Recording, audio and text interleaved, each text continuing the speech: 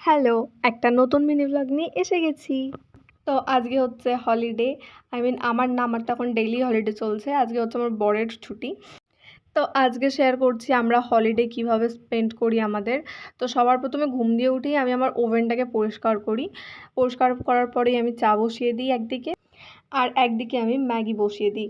আজকে যেহেতু ঘরে সেরকম কোনো সবজি ছিল না, তো আলু ছিল, আমি সরু, সরু করে আলুগুলো কেটে নিয়েছি। আর একদিকে দিয়ে দিয়েছি বাঁধাকপি। বাঁধাকপি আর আলু দিয়ে আজকে আমি ম্যাগি করব।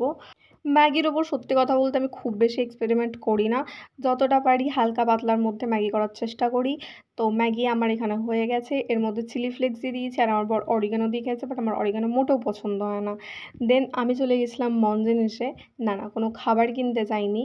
এই হচ্ছে সেই জায়গা যেখানে আমি কাজ করেছি প্রায় ১ বছরের মতো। যে কাজটা আমি রিসেন্টলি ২ মাস মতো ছেড়ে দিয়েছি। আর এখানে এসছে টিচার্স ডের অনেক রকমের কেক, সেগুলোই দেখাচ্ছিলাম তোমাদের। আর এরা হচ্ছে সেই মানুষ যাদের সাথে আমি কাজ করেছি।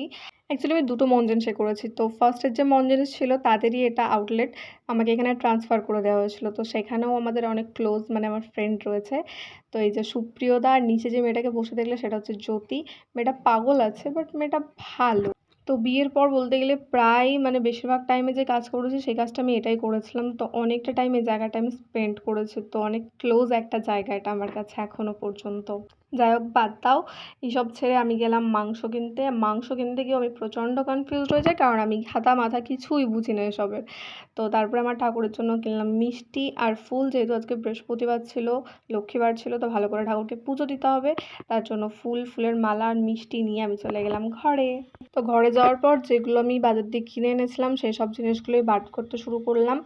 যে হারে সবজির দাম বেড়েছে, মানুষ তো না খেতে পেয়েই মারা যাবে যা অবস্থা। সো যাই হোক, আমি বাজার দিয়ে ক্যাপসিকাম, গাজর এসব কিনে এনেছিলাম। তোমরা হয়তো বুঝতে পেরে গেছো যে ক্যাপসিকাম, গাজর কেন কিনে এনেছি। এখানে আমার মাংস কষানো রেডি হচ্ছে। আমি কিছু পারি না পারি, মাংস রান্নাটা অনেস্টলি অনেক ভালো করতে পারি। সো রান্না-বান্না সব কমপ্লিট হয়ে গেছে। স্নান-টান করে আমি এসে গেছি আমার ঠাকুরকে পুজো দিতে। ঠাকুরকে পুজো দেওয়াও ডান হয়ে গেছে। এরা হচ্ছে আজকে আমাদের স্পেশাল গেস্ট, ফ্রাইড রাইস আর চিকেন রান্না। তো আজকের এটাই ছিল স্পেশাল। দেন সন্ধ্যাবেলা আমরা বেরিয়ে পড়েছিলাম একটু ঘুরতে। তো আজকের মিনি ব্লগটা এই পর্যন্তই। প্লিজ চ্যানেলটা সাবস্ক্রাইব করে দিও। দেখা হচ্ছে নতুন ভিডিওতে। টাটা।